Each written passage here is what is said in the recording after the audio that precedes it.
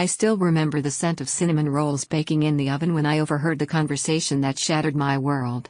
It was a chilly Thursday morning in November, and I'd stepped out of the kitchen to grab a few invoices from the back office of my cafe, Hazel and Honey. What I didn't expect was to hear hushed voices leaking through the cracked door, my husband Alan and his older brother Marcus, deep in conversation. "She doesn't have a clue," Alan said, his voice low and smug. "Bethany's good at whipping up pastries, I'll give her that, but business? She signs anything I put in front of her. She won't even see it coming."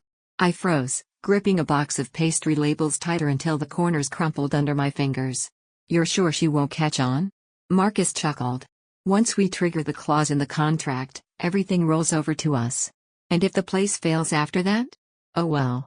You tried, right?" I stood there, stunned, the comforting aroma of baking bread now tainted by betrayal. "My name is Bethany Graham, 45 years old, pastry chef and sole proprietor, at least I thought, of the most beloved bakery in the quaint neighborhood of Hillcrest Hollow."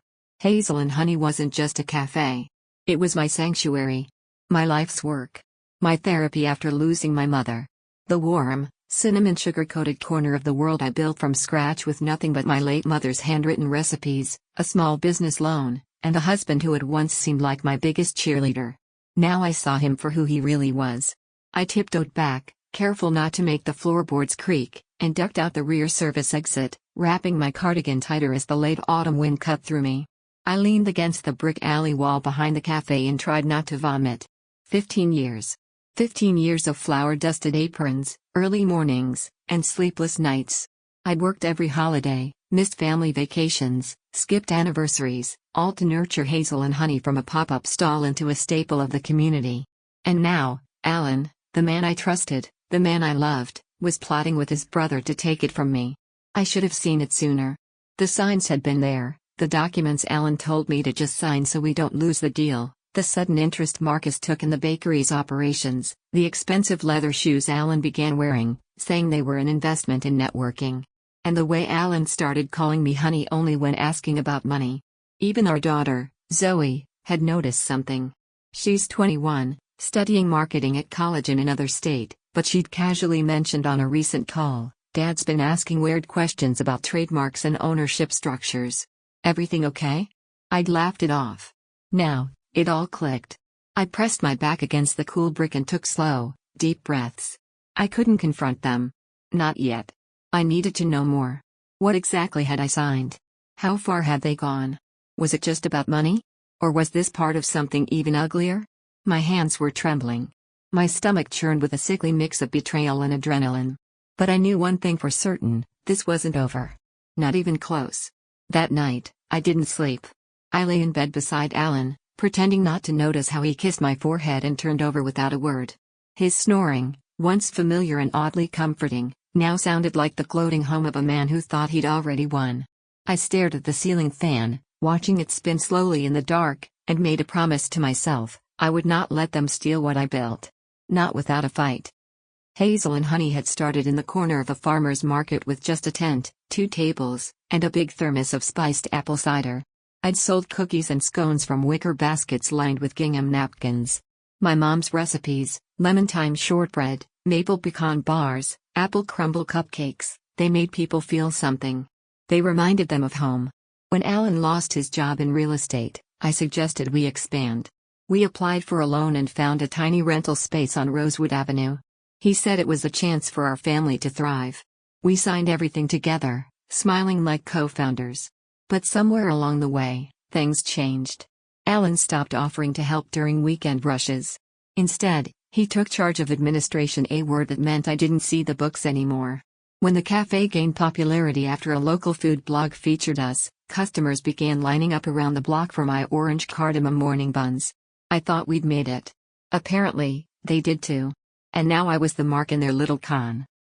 The next morning, I went into the cafe early and sat at the corner table, my table, where I wrote recipe notes and read emails before the ovens even preheated. I sipped my latte, watching the sunrise spill through the lace curtains, and tried to imagine a world where Hazel and Honey belonged to someone else. My throat tightened. No. I wasn't giving up. First, I called Zoe. She answered with a sleepy, "Hey, Mom, everything okay?" "Baby," I said gently, I need to ask you a favor. But first, I need to tell you something. I told her everything. Her silence on the other end felt like a hug and a gut punch all at once. I'm coming home, she said firmly. I don't care about midterms. No, sweetheart, I replied. You keep your focus. I just needed someone who believed me. And she did. That alone gave me strength. Next, I called Monica, my best friend since 7th grade and a CPA. I hadn't shared financial documents with anyone since Alan took over, but Monica? She'd know what to look for. Come over tonight, she said. And bring every receipt you've got. I would. But that was just the beginning. By noon, I was back behind the counter, smiling for customers, dusting croissants with powdered sugar like nothing had changed. But everything had. My marriage, my future, my trust, it was all built on lies. But so was their plan. And I was going to tear it apart, one flaky pastry at a time. The rain came hard the next morning, a steady rhythm against my kitchen windows that mirrored the pounding in my chest. While others might find storms gloomy, I welcomed it.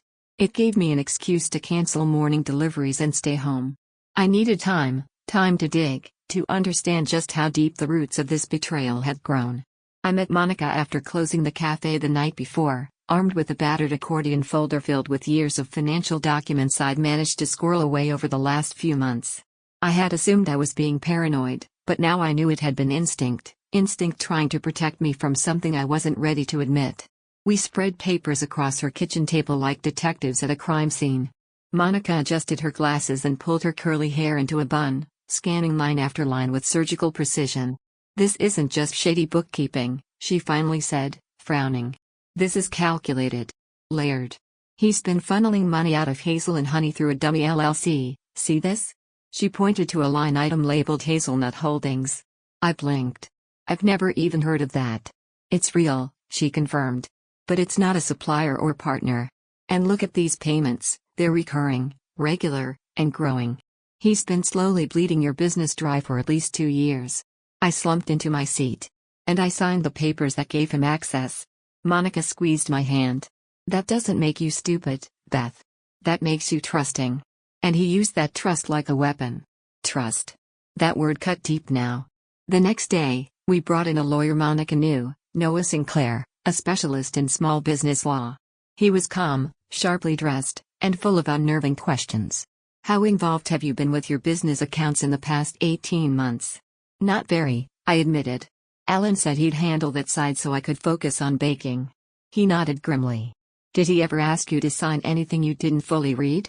My silence was all the answer he needed. I need to see those documents, Noah said. Especially any refinancing papers, ownership transfer agreements, or asset consolidation forms. I handed him a second folder, the one Alan had called just boring legal stuff. Now it felt like a confession in paper form. Noah flipped through, paused, then set down one particular page. This, he said, tapping it, is your problem. This document gives Alan co-ownership with decision-making authority over any sales, investments, or major business changes. But the kicker is this paragraph: in the event of sustained financial losses or operational failure, majority ownership may be transferred to the secondary stakeholder. That's him. I stared at the page, numb. So if the business takes a hit, he gets full control? Noah nodded. And he's creating that hit as we speak. Manipulating your credit lines. Booking expenses under false suppliers. It's a deliberate sabotage. It was official. My husband was planning a slow-motion heist, dressed in khakis and charming smiles. Noah leaned back. You have 2 options. Try to fight him legally right now, which will be expensive and time-consuming. Or? I asked. Play along. Pretend nothing's wrong. And gather evidence, emails, voice recordings, anything that proves intent to defraud. If we catch him planning it, conspiring, we change the game. I hesitated, then nodded slowly. Then I'll play dumb. For now. The performance started that evening. I made Alan's favorite dinner, lemon rosemary chicken, the same recipe I'd used for our 3rd anniversary. I laughed at his corny jokes, kissed his cheek, and nodded as he went on about streamlining operations and repositioning our brand. I was thinking, he said between mouthfuls. Maybe it's time we look into investors. People who can take Hazel and Honey to the next level. Investors? I repeated, feigning curiosity. Do we need them? Not need, he said with that familiar salesman grin. It's just smart. Diversify. Scale up. Think bigger. He wasn't talking about scaling up. He was talking about replacing me. That night, I lay awake staring at the ceiling, wondering what kind of man could eat a meal made by the woman he planned to betray. The next phase required someone who could get close to Alan and Marcus without raising suspicion. That's where Lucy came in, Zoe's godmother and my closest friend outside the business. She was brilliant, resourceful, and just cynical enough to see through bullshit at 50 paces. You want me to flirt with your husband? She asked, arching a brow. I winced. Not flirt.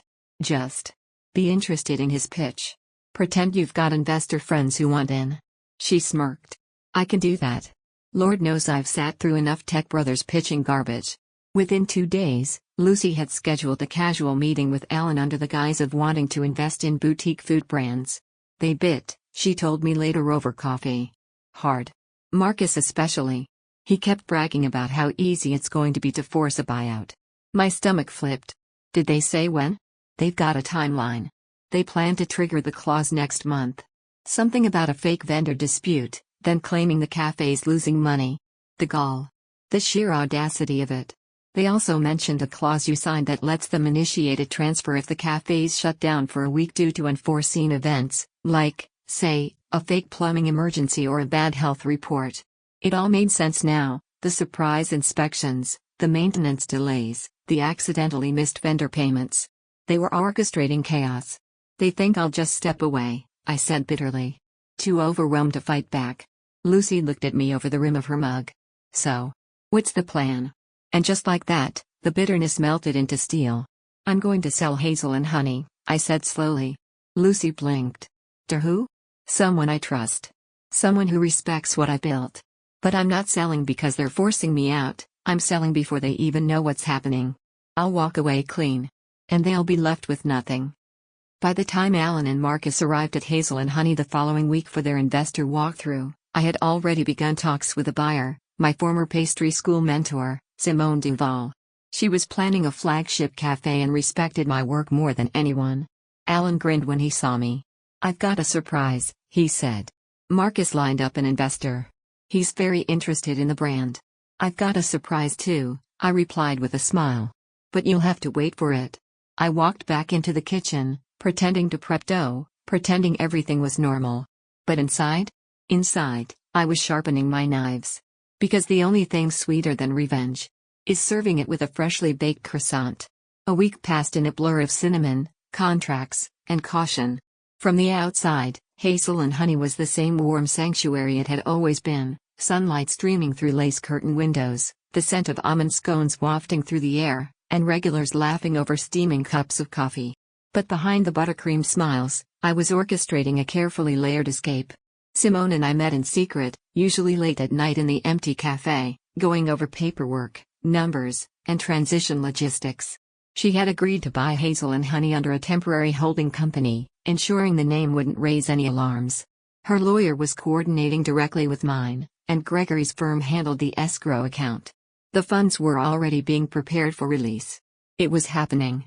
I was selling the business before Alan or Marcus could lay claim to a single penny. And the best part? They still had no idea. Meanwhile, Diana, our quiet but razor-sharp private investigator, had made serious progress. She called me one afternoon as I was glazing lavender scones. Bethany, she said, her voice calm but tense, I think you'd better sit down. I wiped my hands on a towel and sank onto the bar stool near the front counter. Tell me. You were right to be suspicious. Marcus isn't just helping Alan. He's playing him. Hard. I stiffened. What do you mean? She exhaled. Marcus has been collecting evidence on Alan, paper trails, digital logs, audio recordings. He's not just in on the fraud. He's positioning himself to pin everything on your husband once the dust settles. My guess? He wants to claim the cafe solo and walk away squeaky clean. The betrayal within the betrayal. But it gets worse, she added. We found a clause in that loan agreement Alan had you sign, the one they planned to default. If Hazel and Honey fails or closes for any reason, the business doesn't just go to Alan. It reverts to the LLC Marcus secretly owns. I froze. So Marcus ends up with everything. Exactly. I felt like someone had poured cold water down my spine. Alan has no idea? None. Marcus has been stringing him along. I leaned forward, heart thudding. Then we let them eat each other alive. Diana chuckled. That's the spirit.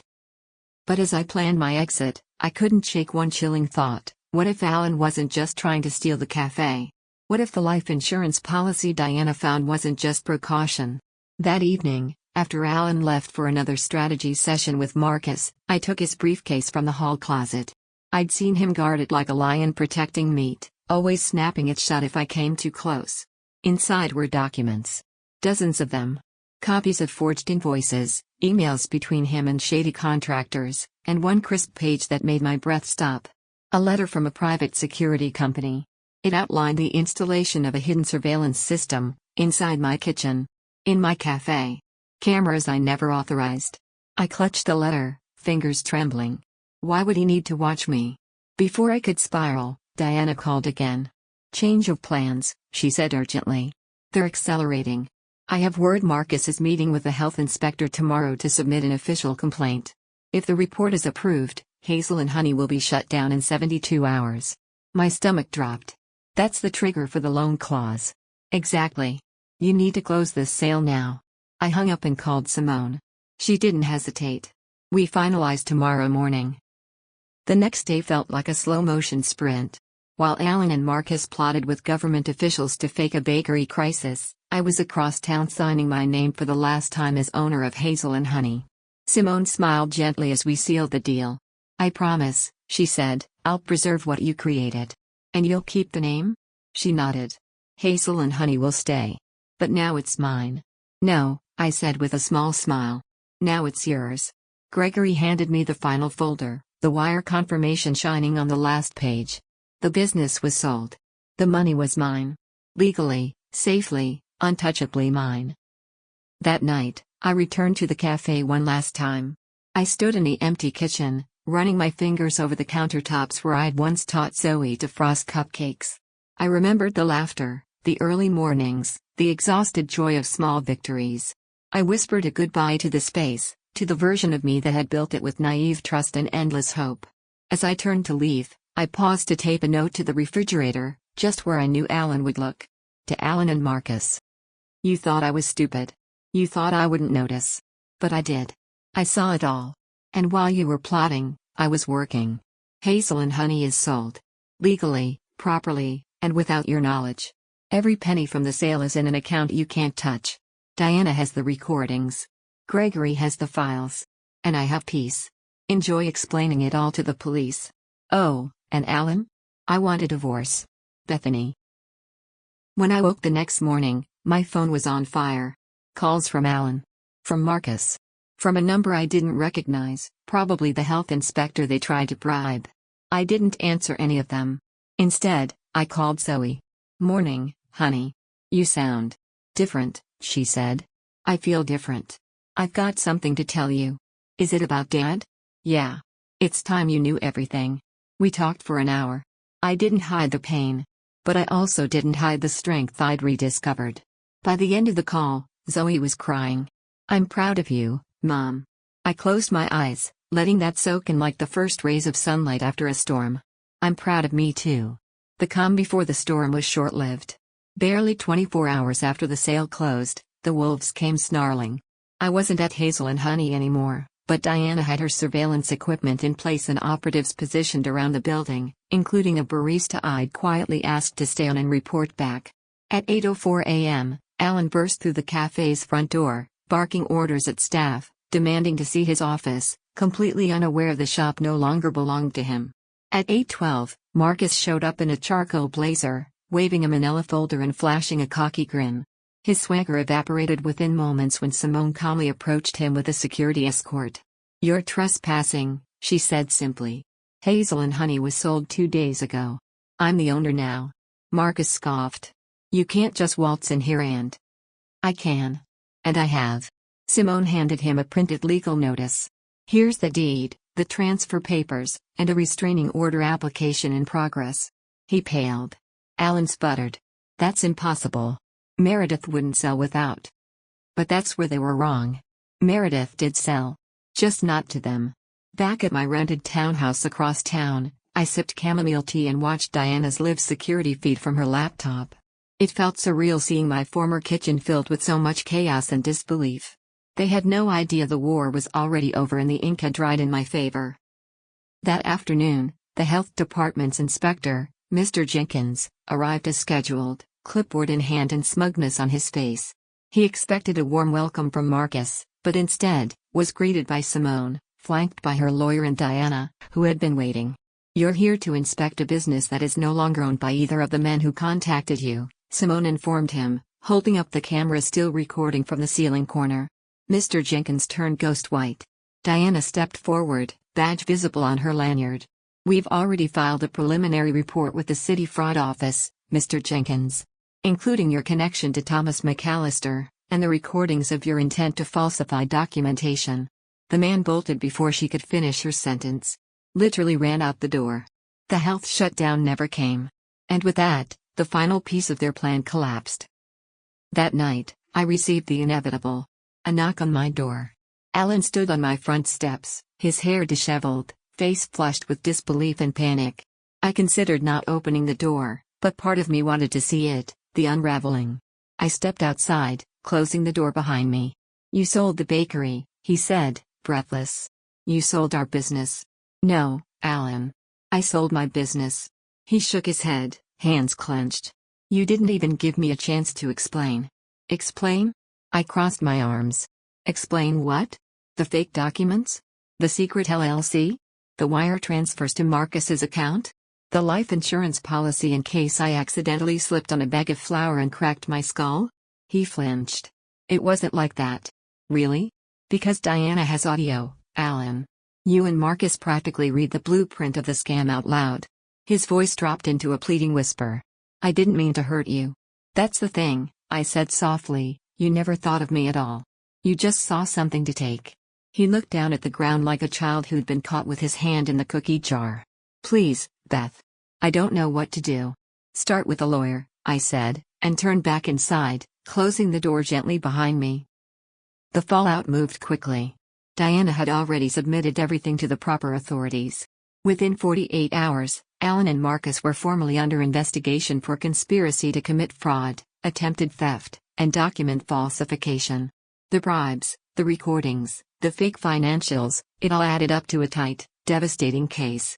Alan's insurance company opened a separate probe into his client dealings after Diana tipped them off to suspicious accounts.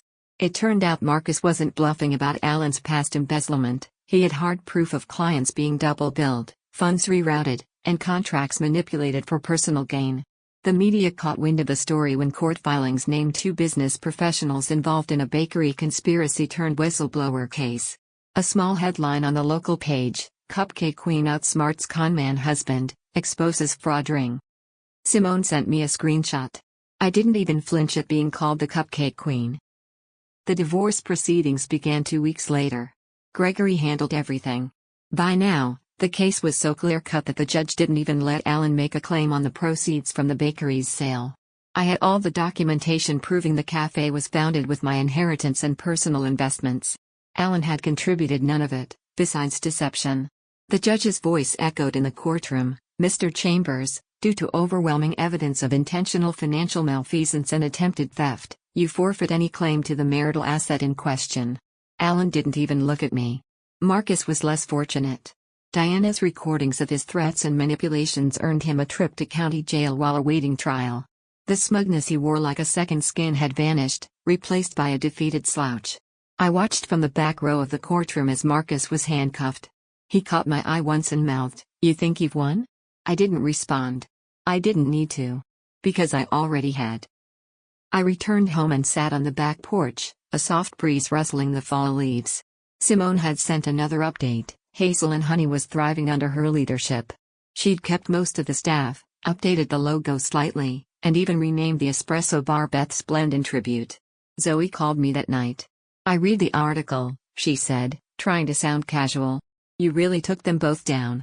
"I didn't set out to destroy them," I said truthfully. "I just didn't let them destroy me."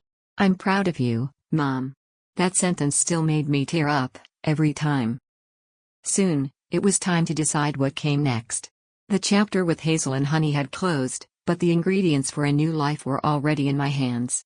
A month later, I signed a lease for a charming space in a coastal town where tourists walked the streets with coffee cups and salt in their hair. My new venture? A pastry studio and storytelling space, Crumb and Chapter. Part baking school, part bookshop, part community cafe. A place where women came to reclaim their voice through food, words, and confidence. I didn't need $1 million bakery. I just needed peace, purpose, and a place to start over. And this time, no one would bake betrayal into my recipe. 6 months passed, and the life I once thought was permanent had faded into a memory, like the scent of cinnamon left in an empty oven. The courtroom was cool and sterile, but the energy was electric, tense, hushed. I sat beside Gregory, calm on the outside, but with a steady pulse thrumming beneath my ribs. This was it, the final hearing in the fraud case against Alan and Marcus. Across the room sat the remnants of my former life. Alan looked thinner, his usually slicked back hair now graying at the edges, his expression distant. Marcus, by contrast, looked irritated to even be there, like the universe had wronged him by not rolling out a red carpet to his schemes. The judge entered, stern and composed, as always. "We are here today to deliver sentencing," she began. "Mr. Marcus McAllister and Mr. Alan Chambers, the court has reviewed the extensive evidence provided, recordings, financial statements, and sworn testimonies. Both of you have been found guilty of conspiracy to commit financial fraud, attempted corporate theft, and identity misrepresentation." The words fell like hammer strikes. You not only attempted to dismantle a legitimate small business for personal gain, but you also manipulated trust, familial and legal, for selfish ends. She looked directly at Alan. You betrayed your wife, violated fiduciary responsibilities, and endangered the livelihood of innocent employees.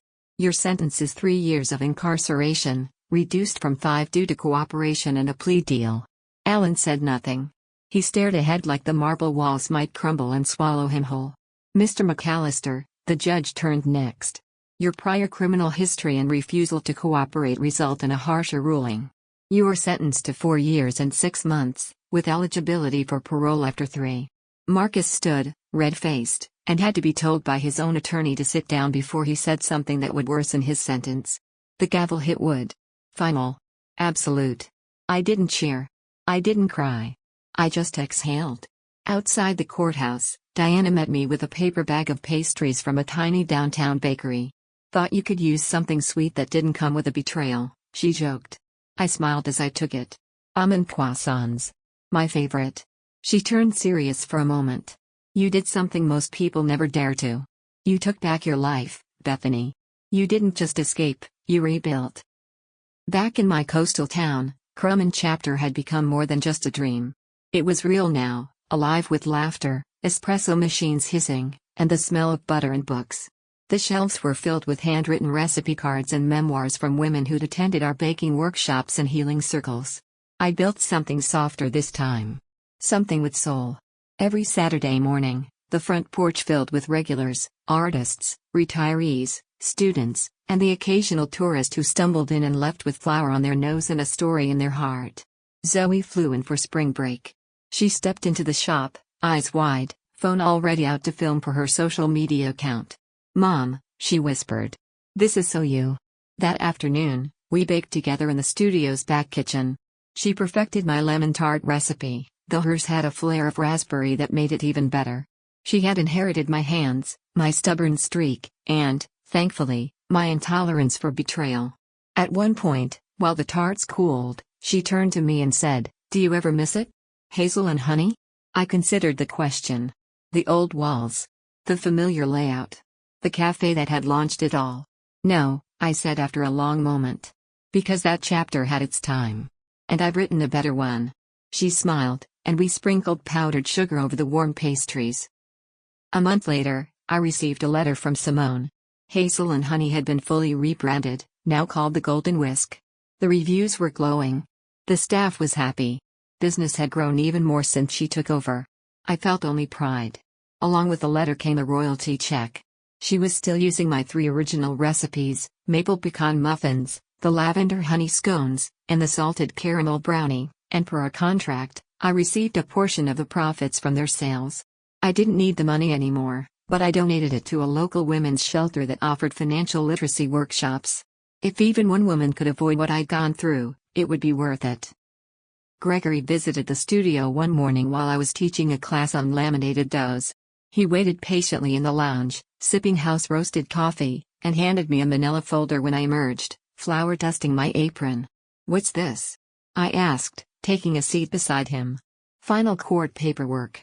Divorce is official. All assets protected. No contest. You're completely free now." It was a strange feeling, like cutting the last thread from an old tapestry. Gregory lingered a moment. "You know, Beth, if you ever decide to expand again, I'd love to be part of it. As your attorney. Maybe. More than that." I blinked. Then laughed softly. "We'll see, Gregory. Let's get through croissant season first." The summer brought warmth, and with it, a festival. Our little town hosted a Bites and Books weekend, and Crumman chapter had a featured tent. I stood there, signing copies of a small cookbook I'd published, from scratch, Recipes for Healing in Pie. An older woman approached me, eyes watery. "I just wanted to say," she began, "my daughter left a toxic marriage last year. Found your story online. She followed every update like a novel." I blinked, touched. "I hope she's okay." "She's thriving," the woman said. "Opened a garden café. Called it Second Bloom." We hugged. Just two strangers who'd been through storms and come out fragrant on the other side. Late that evening, Zoe and I walked along the boardwalk, each holding a cup of my new invention, Midnight Mocha Crumble. "Do you think Dad regrets it?" she asked suddenly. I looked at the ocean for a long moment. "I think he regrets getting caught. But I don't think he understands what he really lost." "Which is?" "Me," I said simply. "The real me." Zoe linked her arm through mine. "His loss. My gain." I laughed, squeezing her arm. "I don't know where the road leads from here. Maybe I'll write another book. Maybe I'll open a second shop. Maybe I'll finally take that trip to France I used to dream about. But I do know this. I'm no longer someone who is taken by surprise, blindsided, or underestimated. I am Bethany Morgan. And I built this life from scratch.